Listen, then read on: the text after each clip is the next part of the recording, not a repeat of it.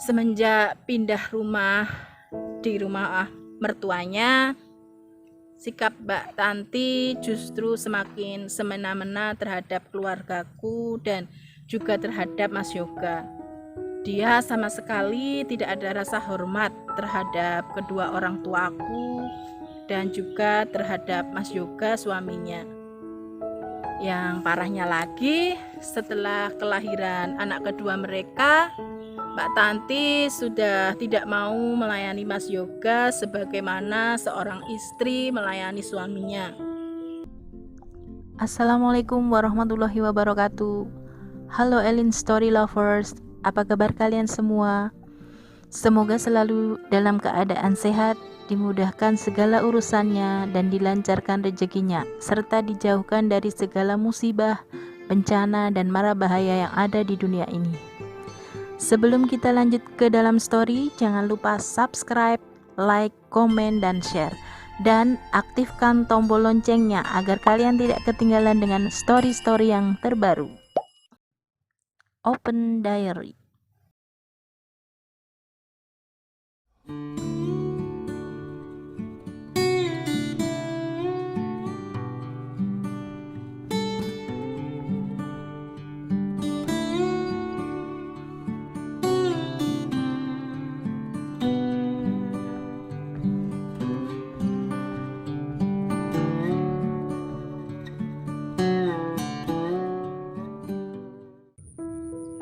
Assalamualaikum warahmatullahi wabarakatuh. Halo Elin Story Lovers, apa kabar kalian hari ini? Pada kesempatan kali ini saya akan membawakan sebuah kisah yang dikirim oleh Mbak Wina di sebuah kota di Jawa Tengah. Perkenalkan, namaku Wina. Saat ini aku tinggal di sebuah desa di Jawa Tengah bersama suami dan 3 orang anak kami. Aku berasal dari keluarga yang sederhana dan aku adalah anak keempat dari 5 bersaudara. Ketiga kakakku laki-laki semua, hanya aku dan adikku yang perempuan. Dari ketiga kakakku hanya satu yang paling dekat denganku, namanya Mas Yoga.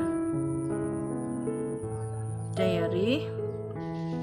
Setiap ada masalah, biasanya aku curhat sama Mas Yoga. Dan demikian juga dengan Mas Yoga. Setiap ada permasalahan, dia selalu meminta pendapatku bagaimana solusinya. Mungkin juga karena kami tinggal di satu desa yang sama, meski beda rumah. Sementara 2 kakakku yang lain tinggal di luar daerah. Demikian juga adikku, ikut suaminya di kabupaten lain.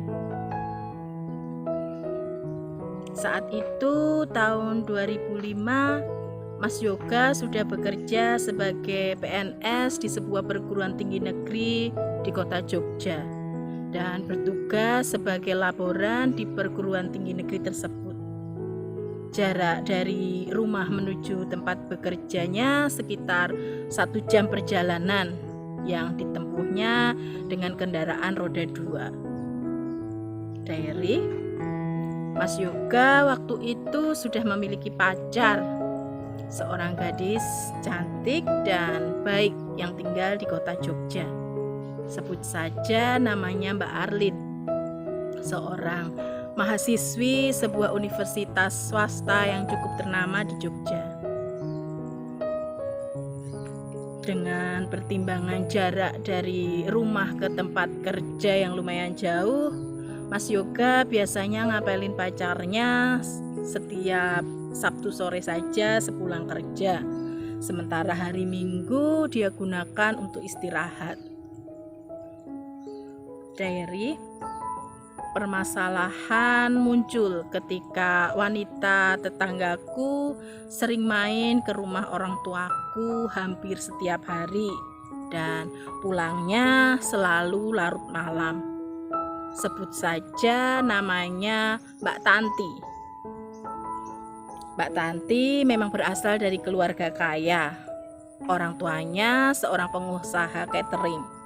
Menurut informasi yang aku dapat, saat itu Mbak Tanti sudah bekerja sebagai staf marketing di Pertamina. Sebuah profesi yang sangat berkelas menurutku. Siapa sih yang tidak tahu Pertamina? Diary. Dan sepertinya Mbak Tanti jatuh cinta sama kakakku Mas Yoga. Dan Mas Yoga pun sempat bingung karena ibunya Mbak Tanti juga beberapa kali menemui orang tuaku, meminta supaya Mas Yoga segera menikahi Mbak Tanti. Alasannya tidak enak dilihat tetangga. Dan ibunya Mbak Tanti juga bilang kalau selama ini tiap cowok yang mendekati Mbak Tanti hanya moroti duitnya Mbak Tanti. Berbeda dengan Mas Yoga yang sama sekali tidak pernah meminta uang sama Mbak Tanti. Wina, gimana ini? Tanya Mas Yoga sore itu. Gimana apanya Mas? Tanyaku balik. Itu, aku diminta nikahin Tanti, jawab Mas Yoga. Mas, kalau kamu serius sama Mbak Arlin, mending kamu perjuangkan Mbak Arlin. Menurutku dia orangnya baik, dan kalau dari segi fisik Mbak Arlin jauh lebih cantik dari Mbak Tanti. Mungkin dia kalah dari segi materi saja Mas, karena Mbak Arlin masih kuliah. Sementara Mbak Tanti pegawai Pertamina. Tapi harta kan bisa dicari bersama-sama Mas. Sedangkan kasih sayang dan kenyamanan dalam sebuah hubungan hanya bisa diperjuangkan dan dijalankan bersama orang yang kita sayang. Jelasku pada Mas Yoga saat itu. Tapi Win, si Arlin kan baru kuliah semester awal. Aku harus nunggu dia lulus baru bisa menikahi Arlin dong. Lanjut Mas Yoga. Mas, kalau kamu serius dan betul-betul sayang dan cinta sama Mbak Arlin, ya nikahi saja. Nggak perlu nunggu dia selesai kuliah dulu, gampang kan? Kataku.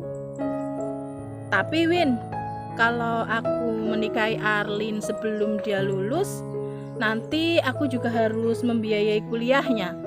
Sementara gajiku nggak seberapa Win, sahut Mas Yoga. Mas, yang namanya cinta itu butuh pengorbanan dan perjuangan. Apalagi menikah itu kan ibadah. Aku yakin kok Mas, nanti pasti ada rezeki untuk itu. Jujur ya Mas, feelingku gak enak kalau Mas Yoga menikah sama Mbak Tanti. Gak tahu kenapa, aku malah merasa bakal ada sesuatu yang tidak baik nantinya. Terangku. Itu perasaanmu saja Win. Tanti itu orangnya baik. Tiap aku ngobrol sama dia, aku merasa nyaman. Terang Mas Yoga. Ya itu terserah Mas Yoga aja. Tadi kan Mas Yoga minta pendapat. Kalau aku sih mending Mas Yoga nikah sama Mbak Arlin saja. Tapi semua terserah kamu Mas. Kan Mas Yoga juga yang menjalaninya, kataku lagi. Diary. Selang 3 hari dari pembicaraan itu, orang tuaku dan Mas Yoga terlihat sibuk. Mereka sepertinya mempersiapkan ubo rampe untuk sebuah acara pernikahan.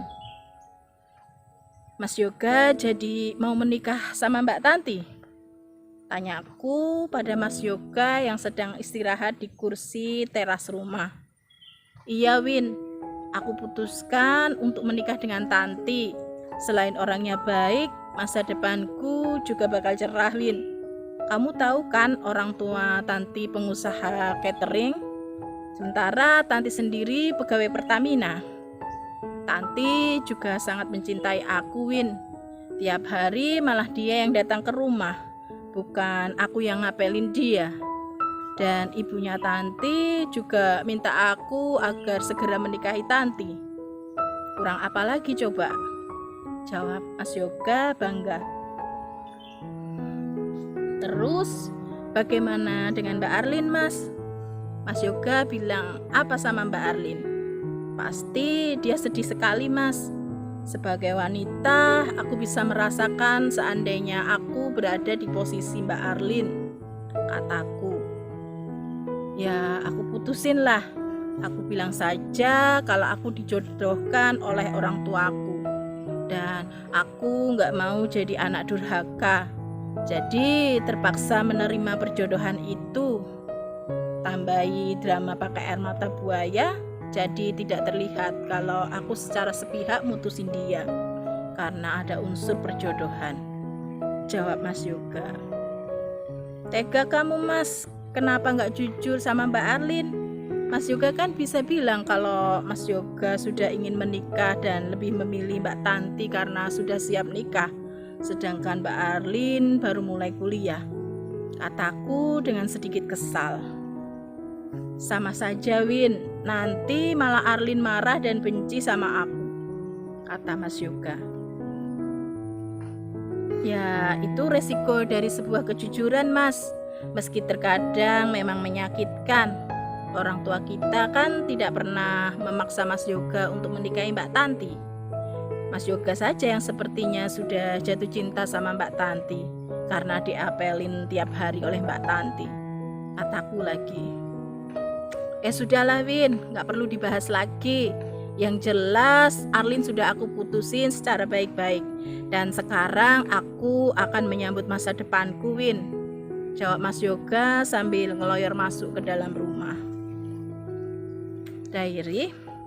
Akhirnya pernikahan Mas Yoga dan Mbak Tanti pun dihelat dengan meriah. Meskipun resepsinya diselenggarakan di rumahku, namun pestanya sangat meriah. Hidangan untuk tamu juga sangat lengkap. Gubuk-gubuk atau stan-stan makanan berderet sepanjang jalan menuju rumahku. Dan semuanya disediakan oleh pihak keluarga Mbak Tanti. Di awal-awal pernikahan, aku perhatikan kehidupan rumah tangga Mas Yoga dan Mbak Tanti terlihat bahagia. Mbak Tanti ikut Mas Yoga tinggal di rumah orang tuaku. Kebahagiaan mereka semakin lengkap dengan hadirnya anak pertama mereka, seorang bayi laki-laki yang lucu. Namun sejak itulah mulai terlihat karakter asli Mbak Tanti. Sepertinya apa yang selama ini aku khawatirkan mulai terjadi. Mbak Tanti ternyata orangnya malas. Popok bayinya yang kotor tidak langsung dicuci. Bahkan popok bekas BAB bayinya hanya dikumpulkan di bawah kolong tempat tidur. Melihat banyaknya popok bayi yang kotor di bawah tempat tidur, ibuku sempat berpikir bahwa Mbak Tanti kecapean mengurus bayinya, jadi tidak sempat mencuci popok yang kotor tersebut. Akhirnya popok tersebut dicuci oleh ibuku. Namun yang terjadi justru Mbak Tanti malah salah paham. Dia berpikiran kalau ibuku menganggap dirinya orang yang jorok. Semua popok yang kotor diambil dan dicuci semua. Dan akhirnya mengadukan hal itu pada Mas Yoga. Sehingga Mas Yoga pun terpancing dengan omongan istrinya. Dan Mas Yoga jadi ribut sama ibuku. Diary. Selain malas, Mbak Tanti orangnya juga suka mengadu dan mau menangnya sendiri. Pernah ibuku menyediakan makanan untuk Mbak Tanti. Karena ibuku berpikir bahwa orang yang punya bayi nggak bisa kemana-mana. Apalagi tinggal di rumah mertua. Siapa tahu masih ada rasa sungkan kalau akan mengambil makanan. Namun setiap makanan yang disediakan ibuku tidak pernah dimakan. Dan parahnya lagi, kalau tidak disediakan makanan, Dia bakalan mengadu sama Mas Yoga kalau ibuku tidak pengertian padanya yang repot mengurus bayi tapi tidak mau menyediakan makanan untuknya. Diary, awalnya Mas Yoga percaya dengan omongan istrinya sehingga Mas Yoga memarahi ibuku. Bu, mbok jenengan rada pangerten karo tanti. Dekne kan ngurus bayi cilik, ora iso ning endi-endi. Mbok didepi apa-apa, ditukokke apa-apa, mosok ora gelem nyediake maem nggo tanti, kata Mas Yoga dengan nada agak tinggi pada ibuku. Aku ki lho, dadi wong tua wis ora kurang-kurang. Piye carane ngrokok atine bojomu ben dekne karo aku ya sayang. Tapi nyatane jebul malah salah paham. Dikai maem ora dimaem. Ora dikei maem malah dikira ora gemati karo mantu. Jawab ibuku. Mas Yoga yang awalnya terpancing dengan omongan istrinya akhirnya menyesal telah berbicara kasar pada ibunya. Mbak Tanti merajuk dan akhirnya minta pindah tinggal di rumah orang tuanya. Mas Yoga pun mengikuti keinginan istrinya itu. Mas Yoga akhirnya tinggal di rumah mertuanya. Diary, semenjak pindah rumah di rumah mertuanya, sikap Mbak Tanti justru semakin semena-mena terhadap keluargaku dan juga terhadap Mas Yoga. Dia sama sekali tidak ada rasa hormat terhadap kedua orang tuaku dan juga terhadap Mas Yoga suaminya. Yang parahnya lagi, setelah kelahiran anak kedua mereka, Mbak Tanti sudah tidak mau melayani Mas Yoga sebagaimana seorang istri melayani suaminya. Mas Yoga sendiri diminta tidur di sebuah kamar bekas kos-kosan yang ada di belakang rumah induk mertuanya. Diary, selain itu ternyata Mbak Tanti sudah membohongi kami semua. Dia bukanlah pegawai Pertamina seperti apa yang dia katakan dahulu. Singkat cerita, ternyata Mbak Tanti sudah menipu banyak orang. Seolah-olah dia bisa membantu orang lain yang ingin bekerja di Pertamina dengan membayar sejumlah uang. Besaran uang yang harus diserahkan ke Mbak Tanti agar bisa bekerja di Pertamina bervariasi antara 3 juta hingga 5 juta rupiah.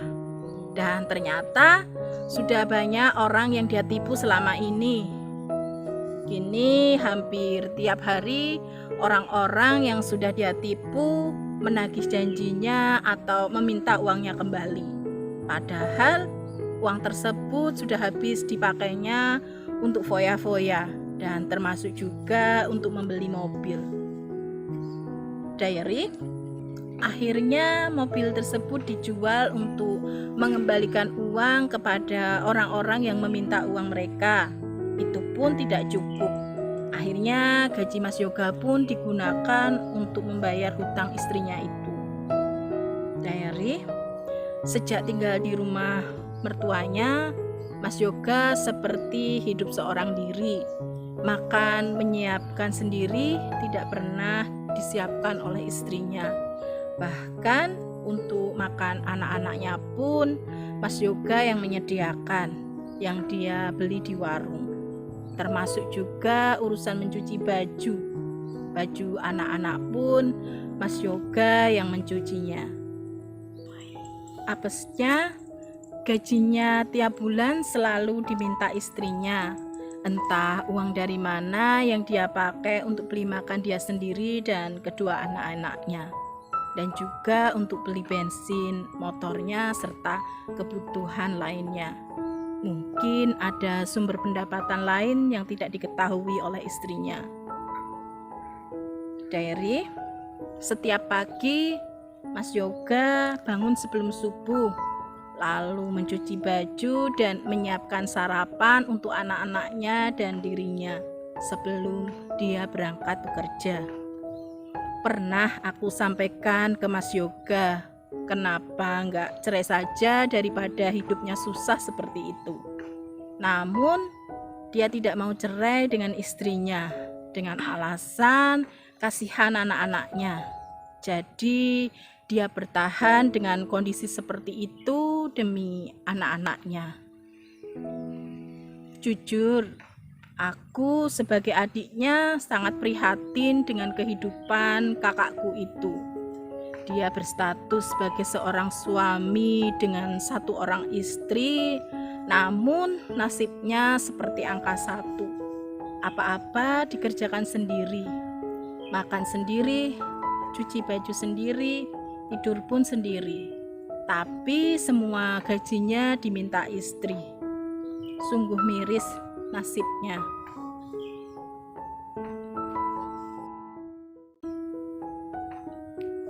Demikian sebuah kisah yang dikirim oleh Mbak Wina di sebuah kota di Jawa Tengah. Terima kasih Mbak Wina sudah bersedia berbagi kisahnya di Elin Story. Nah, buat kalian yang mempunyai kisah yang serupa dengan kisahnya Mbak Wina atau mempunyai pengalaman hidup yang tidak bisa kalian lupakan sepanjang hidup kalian, silahkan kalian kirim di elins.story@gmail.com. Terima kasih.